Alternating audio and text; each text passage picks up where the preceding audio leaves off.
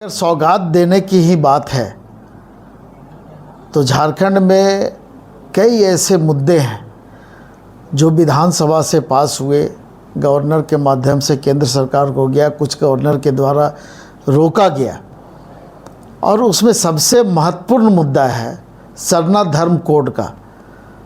अगर माननीय प्रधानमंत्री झारखंड आ करके और उसकी घोषणा करें तब हम लोग समझेंगे कि वो सौगात देने की बात कर रहे हैं। अबुआ आवास जो झारखंड की सरकार के द्वारा दिया जा रहा है, तो क्या कारण है कि प्रधानमंत्री आवास योजना बंद किया गया? झारखंड की सरकार को आवास के नाम पर जो पैसा आवंटित होता था वो पैसा रोकने का काम किया गया। इस पर भी अगर प्रधानमंत्री जी अपनी टिप्पणी देंगे तो हम समझते हैं कि ज़्यादा बेहतर होगा। लेकिन इस राज्य के लोगों की जो अपेक्षा हेमंत सोरेन से है, इस गठबंधन की सरकार से है, उस अपेक्षा को हम पूरा कर रहे हैं।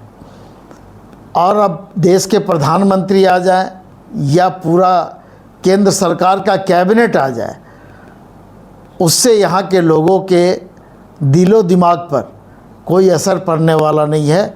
और लोगों ने जब मन बना लिया है कि यहाँ से भारतीय जनता पार्टी को पूरी तरह से हम लोग बेदखल कर देंगे, तो अब लोगों के ऊपर ही छोड़ा जाना चाहिए।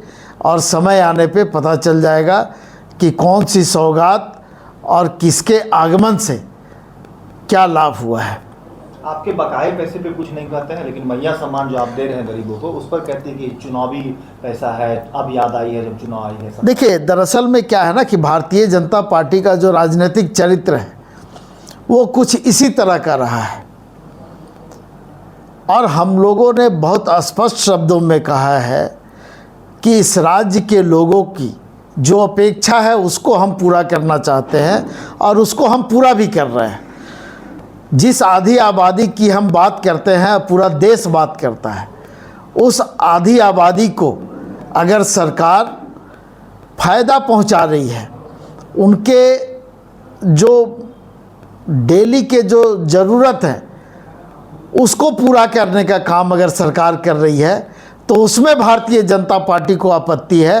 और आपने देखा होगा कि इस योजना के लिए हाई कोर्ट में भी एक PIL हुआ है और इसके पीछे कौन लोग हैं ये भी स्पष्ट हो गया है। तो भारतीय जनता पार्टी इस राज्य के लोगों के विकास में या इस राज्य के लोगों के विकास के लिए क्या विजन रखती है, इस केस से ही पता चल गया है।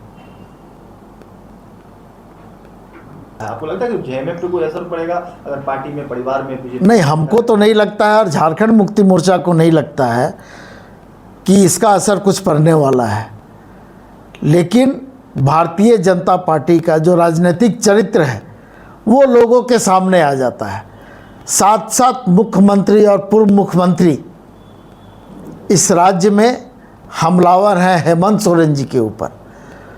तो हम में कुछ तो ताकत होगा, कुछ तो बात होगी कि इनके अलावा देश के प्रधानमंत्री, देश के गृह मंत्री, कई एक राज्य के मुख्यमंत्री और यूं कहें कि पूरी कैबिनेट केंद्र सरकार की एक व्यक्ति पर हमलावर है। तो इसका मतलब बिल्कुल स्पष्ट है कि वो व्यक्ति हेमंत सोरेन निश्चित रूप से इतना ताकतवर है कि पूरी ताकत भारतीय जनता पार्टी की और केंद्र की सरकार की उसको रोकने में लगी हुई है। लेकिन इस राज्य के लोगों की जो सोच है, उनकी जो अपेक्षा है, उसको हम पूरा कर रहे हैं। और उस नाते हम कह सकते हैं कि हेमंत सोरेन जी का या गठबंधन की सरकार का भारतीय जनता पार्टी और केंद्र की सरकार कुछ नहीं बिगाड़ पाएगी। पिछले दिनों 63 फैसले लिए हैं कैबिनेट में, आने वाले दिनों में युवाओं के लिए कोई बड़ा फैसला लेंगे आप? बिल्कुल, अभी तो आप देख रहे हैं और आपने अपने सवाल में ही कहा कि लोगों के चेहरे पे जो खुशी है, इसी में आपका जवाब छिपा हुआ है। आज आप देख लें कि सड़कों पर अब लोग कितने आपको नज़र आ रहे हैं जो आंदोलन कर रहे हैं। इससे स्पष्ट हो जाता है, किसी की भी आप बात कर ले, चाहे वो सरकारी कर्मचारी हो, चाहे लोग अनुबंध पे हों, सारे लोगों के चेहरे पे खुशी है। होम गार्ड की आप बात कर ले, रिटायर हुए सरकारी लोगों की बात कर ले, सारे लोगों के चेहरे पे खुशी है। और ये जो महिला सम्मान योजना है, इस योजना से भारतीय जनता पार्टी किस तरह घबराई हुई है, ये आपको समझ में आ गया होगा।